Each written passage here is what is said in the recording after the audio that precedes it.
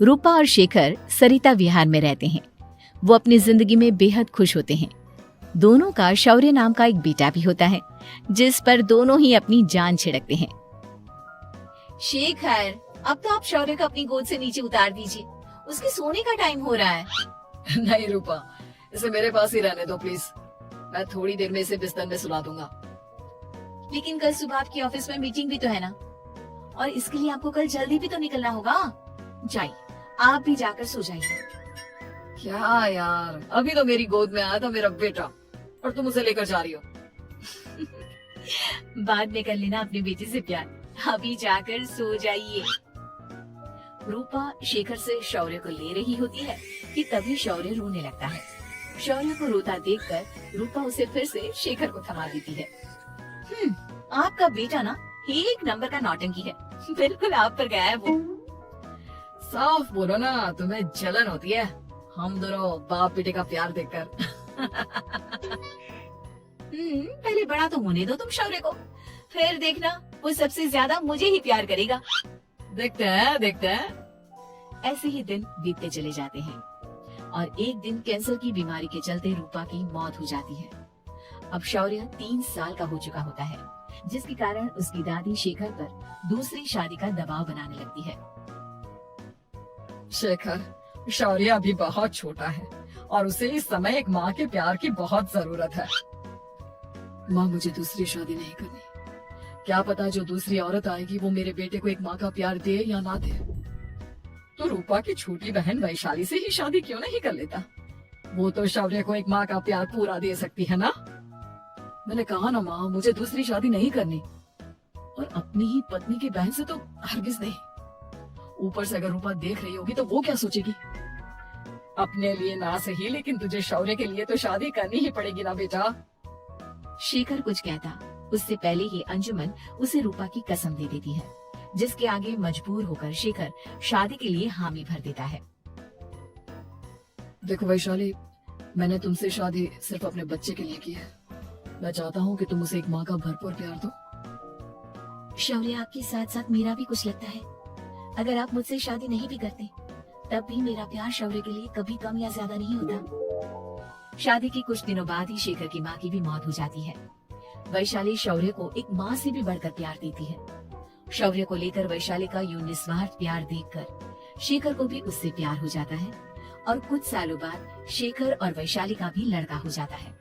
लेकिन इसके बाद वैशाली का शौर्य को लेकर बर्ताव बदलने लगता है। वैशाली, मैं देख रहा हूँ तुम आजकल शौर्य का जरा भी ध्यान नहीं रख रही हो। मुझे पता नहीं था कि आदित्य के होने के बाद तुम इतना बदल जाओगी। आदित्य मेरा अपना सगा खून है और शौर्य दीदी का, फिर मैं दोनों में अंतर कैसे नहीं करूं? माँ भले ही दोनों के अलग अलग है, लेकिन पिता तो एक है ना। अगर मुझे पहले पता होता कि तुम इतनी जल्दी बदल जाओगी तो मैं कभी तुमसे शादी ही नहीं करता। हाँ, तो किसने कहा था आपसे मुझसे शादी करने के लिए? मैं थोड़ी ना आई थी आपके पास, आपकी माँ ही आई थी मेरे घर आपका रिश्ता लेकर। वैशाली, मुझे तुमसे ऐसी उम्मीद नहीं थी। गुस्से में शेखर अपना पैर पटकता हुआ शौर्य को वहाँ से लेकर चला जाता है। पापा, मम्मा मुझसे प्यार क्यों नहीं करती? क्या मैं उनका सगा बेटा नहीं हूँ, इसलिए मुझसे प्यार नहीं करती? मम्मा नहीं करती तो क्या हुआ बेटा, पापा तो करते हैं ना आपसे प्यार। कुछ दिनों के बाद, आज तुझे खाना पीना कुछ नहीं मिलेगा, चल चुपचाप से अपने रूम में जाकर सो जा। माँ, आप भाई को खाना क्यों नहीं दे रही हो? बेटा तू आराम से खाना खा, इस नालायक की चिंता मत कर। एक दिन खाना नहीं खाएगा तो मर नहीं जाएगा ये। अगर भैया नहीं खाएंगे तो मैं भी नहीं खाऊंगा। तू अपने भाई का भक्त क्यों बन रहा है? ये तेरा सौतेला भाई है, सगा नहीं जो तू लक्ष्मण बन रहा है। माँ, आपको इतना भी नहीं मालूम? श्री राम और लक्ष्मण सगे भाई नहीं थे।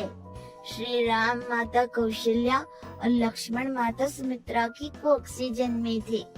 दोनों के सिर्फ पिता एक थे, लेकिन माँ अलग थी। मुझे ज्यादा ज्ञान देने की जरूरत नहीं है, ये सतयुग और त्रेता युग नहीं है, समझे? आया बड़ा भाई का चमचा। इतना कहकर वैशाली वहाँ से चली जाती है, जिसके कुछ टाइम बाद शेखर वहाँ आता है और आदित्य उसे सारी बात बताता है। मुझे माफ कर दो शौर्य, तुम्हारी माँ के जाने के बाद मुझे दूसरी शादी का फैसला करना ही नहीं चाहिए था। अगर मैं दूसरी शादी नहीं करता तो शायद आज तुम्हारी ये हालत ना होती। नहीं पापा, अगर आप शादी नहीं करते तो मुझे आदित्य जैसा छोटा भाई कभी नहीं मिलता। थैंक यू मुझे इतना अच्छा भाई देने के लिए। तुम दोनों हमेशा ऐसे ही साथ रहना, फिर कोई भी तुम दोनों का कुछ नहीं बिगाड़ पाएगा। चलो मैं तुम दोनों को आइसक्रीम खिला के लाता हूँ, बहुत भूख लग रही है ना। शिखर शौर्य और आदित्य को आइसक्रीम दिलाने लेकर जाता है। वो दोनों को पार्क में खड़ा करके आइसक्रीम लेने जा ही रहा होता है, तभी तेज रफ्तार से आती हुई एक गाड़ी उसे कुचल जाती है और उसी पल शेखर की मौत हो जाती है, जिसके बाद शौर्य की जिंदगी नर्क से भी बदतर हो जाती है। सुन रही चिरकुट, इस घर के किसी भी सामान को मेरी मर्जी के बगैर हाथ मत लगाना। इन सब पर अब तेरा कोई हक नहीं है, समझा? ठीक है माँ, मैं आपकी इजाजत के बगैर किसी चीज को हाथ नहीं लगाऊंगा। चल जाकर अब पूरे घर की सफाई कर। महज 7 साल का शौर्य वैशाली के कहने पर अपने नन्हे नन्हे हाथों से पूरे घर की सफाई करने लगता है। ऐसे ही दिन बीतने लगते हैं, लेकिन मासी से माँ बनी वैशाली को उस मासूम से बच्चे पर जरा भी तरस नहीं आता। क्यों शौर्य, ये घर में इतनी गंदगी कैसे हो रही है? ढंग से सफाई नहीं की है क्या तूने?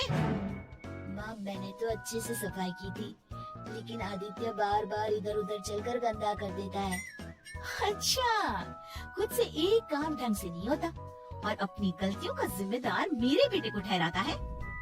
इतना कहकर वैशाली बांस का डंडा उठाकर शौर्य को जोर जोर से मारने लगती है। तभी वहाँ वैशाली के मायके वाले भी आ जाते हैं और उसकी सारी करतूतें देख लेते हैं। माँ मैं ऐसा क्या करूँ जिससे आप मुझे भी आदित्य के जितना प्यार करोगी? बोलिए ना माँ, मेरे क्या करने से आपके अंदर मेरे लिए ममता जागेगी? वैशाली शौर्य की एक नहीं सुनती, उसके ऊपर डंडे बरसाती जाती है। हद पार होते देख वैशाली की माँ उसका हाथ पकड़ती है और जोर से उसे थप्पड़ मारती है। यही सब करने के लिए तूने दामाद जी से शादी की थी? हमने सपने में भी तुझसे ऐसी हरकत की उम्मीद नहीं की थी। तू माँ नहीं, माँ के नाम पर एक धब्बा है। बस कीजिए माँ, आदित्य के इस दुनिया में आने से पहले मैंने इसे बहुत प्यार किया था, लेकिन अब जब मेरी खुद की औलाद है तो मैं किसी और के बच्चे से प्यार क्यों करूं? अरे नालायक औरत, जिसे तू किसी और का बच्चा कह रही है वो तेरी खुद की सगी बहन का बच्चा है। बहन है तो क्या हुआ, मेरे अपने बच्चे से बढ़कर तो नहीं हो सकता ना ये कभी। अगर यही बात थी तो तू हमें पहले बता देती, हम शौर्य को अपने साथ ले जाते। उसे इस तरह प्रताड़ित करने की क्या जरूरत थी? अगर आपको लेकर जाना है ना तो ले जाइए इसे, मैं नहीं रोकूंगी। नहीं माँ, मुझे कहीं नहीं जाना, मुझे आपके साथ ही रहना है। मैं तेरी कोई माँ बाबा नहीं हूँ, तेरी माँ मर चुकी है, समझा? अब निकल जा मेरे घर से। माँ अब बहुत गंदी हो, मुझे भी नहीं रहना आपके साथ, मैं भी भाई के साथ ही जाऊंगा। अरे तू क्यों जाएगा, तू तो मेरा सगा बेटा है, जाने दे इसे। हम यहाँ ऐश से रहेंगे, तुम्हारे पापा बहुत सारी जमीन जायदाद छोड़ गए हैं तुम्हारे लिए। नहीं माँ, मुझे भाई के साथ जाना है। आप अच्छी नहीं हो, आप बहुत बुरी हो, आप भाई को बहुत परेशान करती हो। देख वैशाली, तुझसे ज्यादा समझ तो इस मासूम बच्चे में है। ये तेरे बुरे कर्मों का ही नतीजा है, जो आज तेरी सगी औलाद खुद से तुझे ठुकरा रही है। आदित्य, तुझे इस शौर्य ने भड़काया है ना मेरे खिलाफ? नहीं माँ, मुझे किसी ने भड़काया नहीं, पर मैं सब देखता हूँ, सब समझता हूँ। भाई बहुत अच्छा है, वो आपकी जैसा नहीं है। चलिए नानी। इतना कहकर वैशाली के मायके वाले आदित्य और शौर्य को अपने साथ ले जाते हैं और इस तरह वैशाली बड़े से घर में अकेली पड़ जाती है। 2 बेटों के होते हुए भी आज उसे माँ कहकर बुलाने वाला कोई नहीं होता।